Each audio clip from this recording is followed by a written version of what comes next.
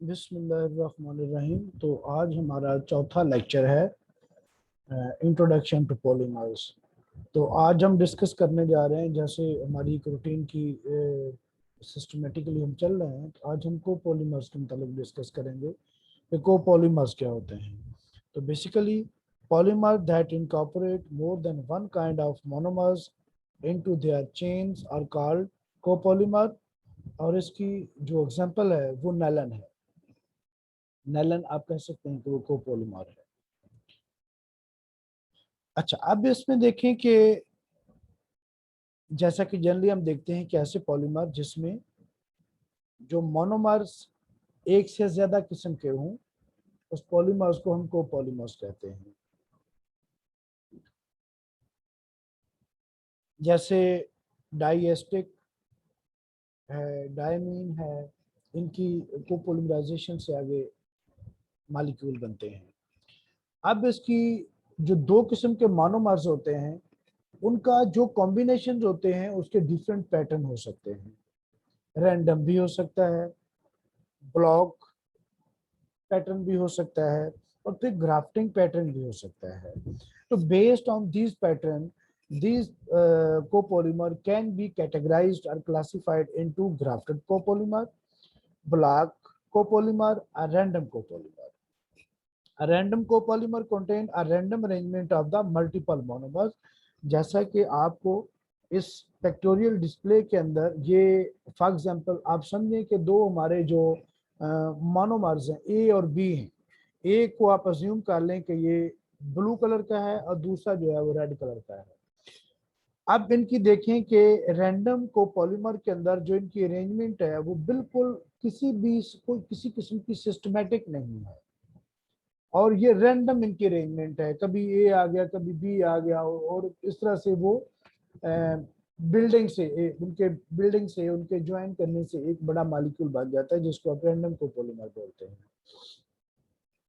दूसरी क्लास है block copolymer. अब ब्लॉक पॉलीमर के अंदर आप देखते हैं तो जिसमें जैसे देखें कि ये डिफरेंट ए और बी, इनके डिफरेंट ब्लॉक्स बने हुए हैं, और ब्लॉक फिर आपस में ज्वाइन करके उन्हें को पॉलीमर बनाया हुआ है। तो मसलन ए रेड ब्लॉक जो है वो ए मोनोमर्स का है, और जो ब्लू ब्लॉक है वो बी मोनोमर का है, और उनके दोनों के ज्वाइन करने से एक पॉलीमर बन जाता है। दोनों ब्लॉक के फर्दर पे ज्वाइन करने से, जिसको आप ब्लॉक पॉलीमर बोलते हो।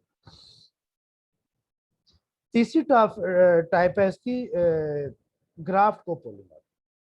A graft copolymer contain a main chain polymer consisting of one type of monomer with branches made up of the other monomers। मसलन A जो है उसका बैकबोन बन जाएगा, और जो B है उसकी डिफरेंट आगे ब्रांचेस बन जाएंगी।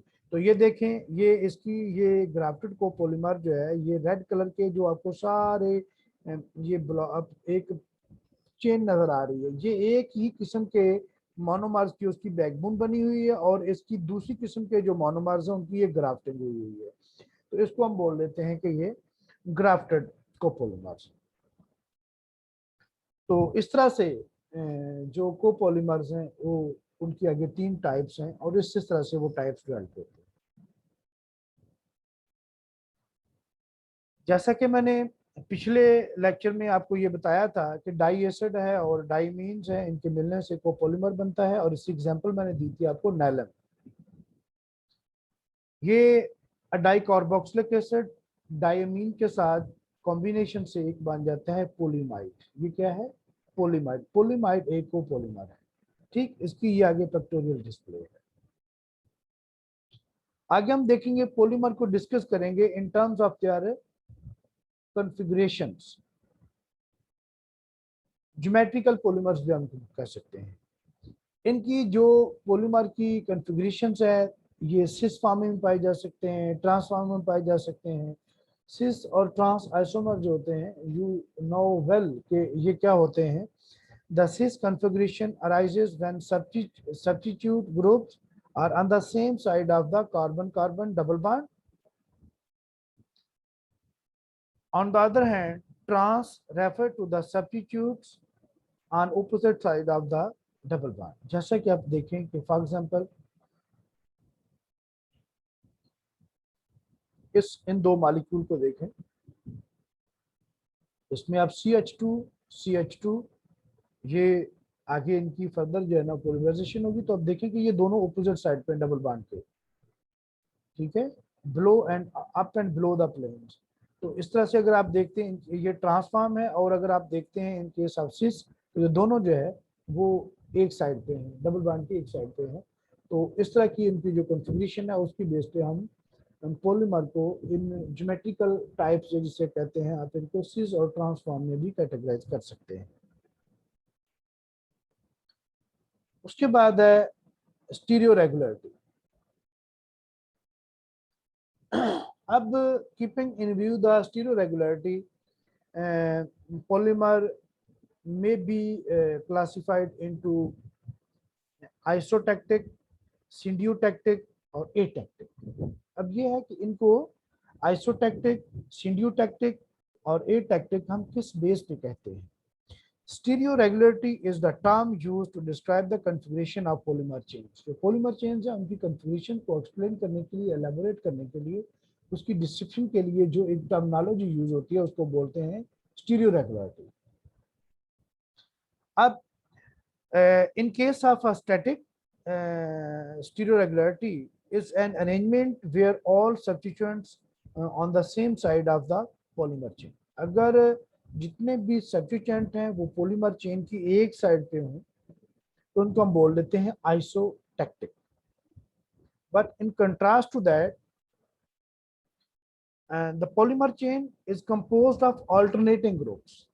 अगर वो ऑल्टरनेटिंग पैटर्न से एक साइड पे नहीं है बल्कि दोनों साइड्स पे, तो हम उनको बोल देते हैं कि ये सेंड्यूटैक्टिक है।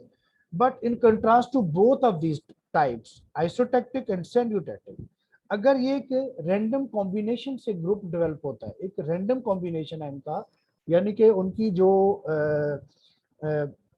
अबव द प्लेन है, बिलो द प्लेन है, या उनकी जो साइड आप कह लें कि डबल बॉन्ड की ऊपर वाली साइड के, डबल बॉन्ड की लोअर साइड पे इनकी जो अरेंजमेंट है वो उसके अंदर किसी भी किस्म का कोई सिस्टमैटिक पैटर्न नहीं पाया जाता। ठीक है, जैसे आप देखें कि हर दो के बाद दो ग्रुप ऊपर हैं, दो नीचे हैं, दो ऊपर हैं, दो नीचे हैं, इस तरह से एक पैटर्न डेवलप हो जाता है। ठीक है, तो इसको आप बोल लेते हैं सिंड्यूटैक्टिक। अगर एक ही साइड पे है तो आइसोटैक्टिक। लेकिन अगर इनमें ये पैटर्न नहीं पाया जाता, यानी कि वो जैसे दो ऊपर दो नीचे, दो ऊपर नहीं, अब पहले एक नीचे है फिर दो ऊपर है फिर दो नीचे हैं एक ऊपर, इस तरह के वो जो उनकी एक रफ सी अरेंजमेंट जो है, रैंडम अरेंजमेंट है, जिसपे किसी किस्म की सिस्टमैटिक एस्पेक्ट ऑब्जर्व आप नहीं कर सकते, तो उनको बोल देते हैं कि ये ए टैक्टिक फॉर्म है। Atactic is a random combination of the group. अब इसमें हम देखेंगे कि जो थर्मल ट्रांजिशन हैं पॉलीमर्स की, द सॉफ्टनिंग पॉइंट जिसको आप ग्लास ट्रांजिशन टेम्परेचर बोलते हो, पॉलीमर का जो टेम्परेचर के ऊपर रिस्पांस होता है, softening point, glass transition temperature and the melting point of a polymer will determine which application it will be suitable for। अब इनकी जो ग्लास ट्रांजिशन टेम्परेचर है या उनका वैसे मेल्टिंग पॉइंट्स हैं पॉलीमरिक मटेरियल के, अब उनकी वो बहुत सी प्रॉपर्टीज का तयन करते हैं। उनके बहुत से in addition to their mechanical aspect, इसके अलावा और बहुत से उसके एस्पेक्ट होते हैं जिनका वो तयन करते हैं, और उनकी बेस पे इसकी प्रॉपर्टीज का और फिर उसके बाद इसकी सूटेबल एप्लीकेशन का डिसीजन किया जाता है कि किस किस्म की एप्लीकेशन के लिए पॉलीमर सूटेबल हो सकते हैं। These temperature usually determine the upper limit for which a polymer can be used। तो बेसिकली हम देखते हैं कि एक पॉलीमर के हम ये पैरामीटर देखने के बाद, ऑब्जर्व करने के बाद, इन्वेस्टिगेट करने के बाद हम देखते हैं कि इस पॉलीमर को किस रेंज ऑफ टेम्परेचर के ऊपर आप मुख्तलिफ एप्लीकेशन के लिए यूज कर सकते हैं। जैसा कि ग्राफ में ये बताया गया है कि ये एक किसी भी पॉलीमर को देख लें तो ये उसकी स्पेसिफिक वॉल्यूम है, ये उसका टेम्परेचर है, तो ये उसकी क्रिस्टलाइन स्टेट है, ये इसकी ग्लासी स्टेट है, तो जैसे जैसे ये टेम्परेचर बढ़ता जाता है तो उसके आगे पहले उसका ये क्रिस्टलाइन टेम्परेचर आता है जिसको आप ग्लास ट्रांजिशन टेम्परेचर बोलते हो, और उसके बाद उसकी रबरी स्टेट आ जाती है, और उसके बाद फिर वो मेल्ट हो जाता है जिसको टीएफ बोलते हैं। ये मेल्ट हो जाता है, फिर आगे उसकी लिक्विड स्टेट आ जाती है। तो बेसिकली इन तमाम इन पैरामीटर्स के लिए, टीएफ के लिए और टीजी के लिए, उनका पॉलीमर का क्या क्या टेम्परेचर है, तो उसकी बेस पे उनकी प्रॉपर्टीज का भी तयन किया जाता है और उनकी एप्लीकेशन का भी तयन किया जाता है। उसके बाद एक टर्म है जिसे हम बोलते हैं elastomers. What are elastomer? Elastomer show high degree of elasticity. ये ऐसे पॉलीमर्स होते हैं, ये बहुत ज्यादा इलास्टिसिटी शो करते हैं। Are usually thermoset but may be thermoplastic. अब ये पॉलीमर जो इलास्टोमर्स होते हैं, आप इनको ये भी कह सकते हैं कि ये आम तौर पे तो थर्मोसेट्स ही होते हैं, लेकिन ये थर्मोप्लास्टिक भी हो सकते हैं।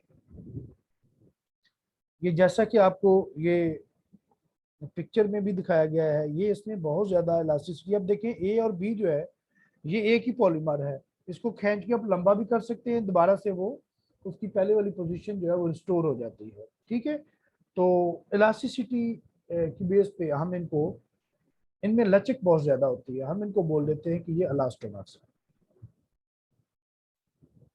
ये एक एग्जांपल दी हुई है इलास्टिक की, ये पिक्टोरियल डिस्प्ले के अंदर।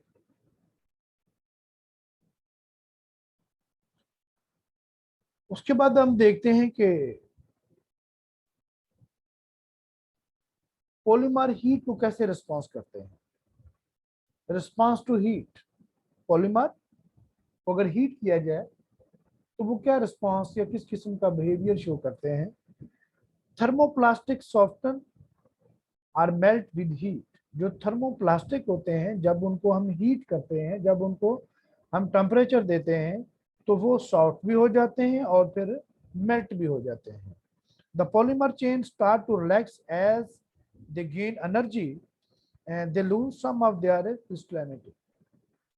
और होता क्या है जब ऐसा होता है, तो they are suppose to lose their some of the their crystallinity. Crystallinity को आप जानते हैं कि उनकी ऑर्डरनेस जो है, degree of order of arrangement of the polymer, atomic arrangement जो आप जिसे कहते हैं, तो उसमें जो ऑर्डरनेस है, उसमें थोड़ी सी डेफिशिएंसी आ जाती है इन रिस्पांस टू हीट, जब वो हीट पे रिस्पांस करते हैं।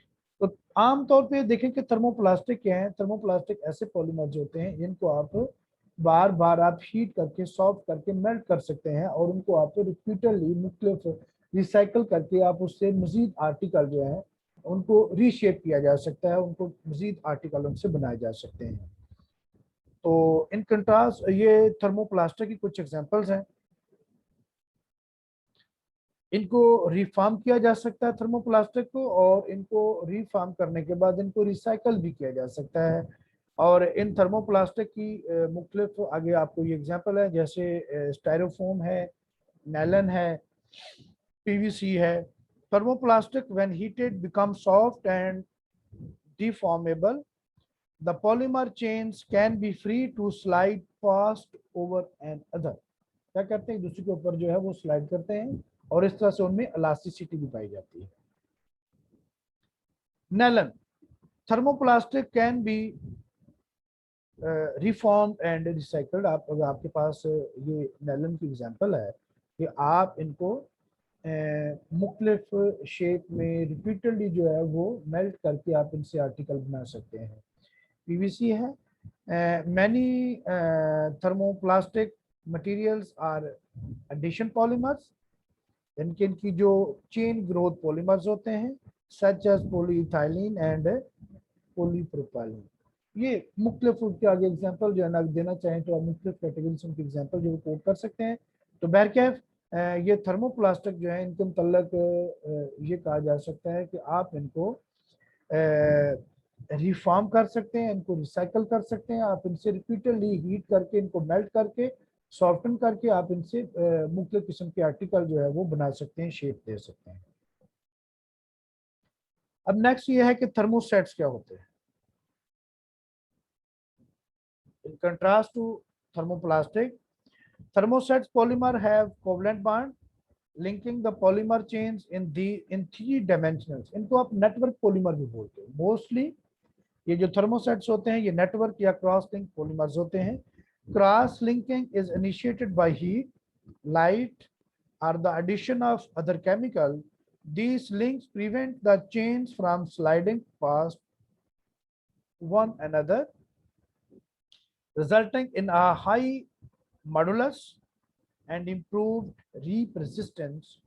Usually the thermosets are not recyclable and are more brittle than thermoplast. यानी कि जब उनको हीट करते हैं तो सॉफ्ट होने की बजाय या मेल्ट होने की बजाय वो ब्रिटल हो जाते हैं, डिग्रेड हो जाते हैं, डिसइंटीग्रेट हो जाते हैं। तो इनकी आगे ये बताया गया है कि ये mostly highly cross link polymers होते हैं, जिसकी ये एग्जांपल दी हुई है कि इस तरह से आपके मैन्युफैक्चरिंग का प्रोसेस दिया हुआ है। ये आपका मटेरियल है, उसकी रीमोल्डिंग करके क्रॉसलिंकिंग करके आप उससे मुख्तलिफ किस्म के पॉलीमर बना सकते हैं, और ये इनकी एग्जांपल भी जो है कोट की गई है। तो इसके साथ हमारा आज का ये पॉलीमर से रिलेटेड जो ये चैप्टर है मुकम्मल हो गया। इसके मतलब हमने बहुत से उसके एस्पेक्ट जो हैं, उनकी प्रॉपर्टीज़ का इन्हिसार मोस्टली वो किन किन बातों के ऊपर होता है, ख़ास तौर पे जो एप्लीकेशन पॉइंट है उससे उनकी टेम्परेचर के ऊपर जो रिस्पांस होता है वो बहुत इंपॉर्टेंट होता है, और उसके बाद उनकी जो कंपोजिशन होती है वो बहुत इंपॉर्टेंट होती है, उनकी जो नेटवर्किंग होती है या क्रॉस लिंकिंग होती है वो बहुत इंपॉर्टेंट होती है, या उसके बाद उसका जो डिग्री ऑफ पॉलीमराइजेशन है वो बहुत इंपॉर्टेंट होता है।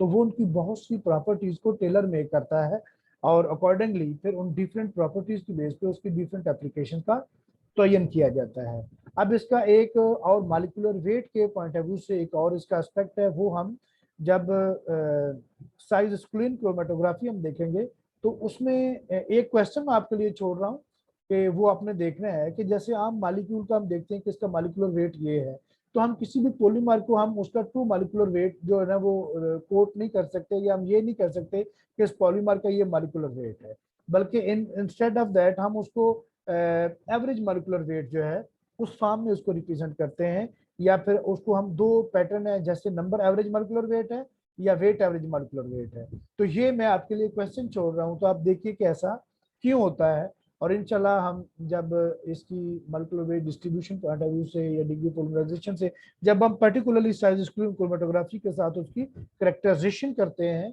तो फिर उसमें हम इस इन एस्पेक्ट को जो मुख्तलिफ जो है प्रॉपर्टी पॉइंट ऑफ व्यू से भी डिस्कस करेंगे कि किस तरह से ये एस्पेक्ट जो है molecular weight point of view से उनकी प्रॉपर्टीज या उनकी मैकेनिकल स्ट्रेंथ के ऊपर ये असरअंदाज होता है।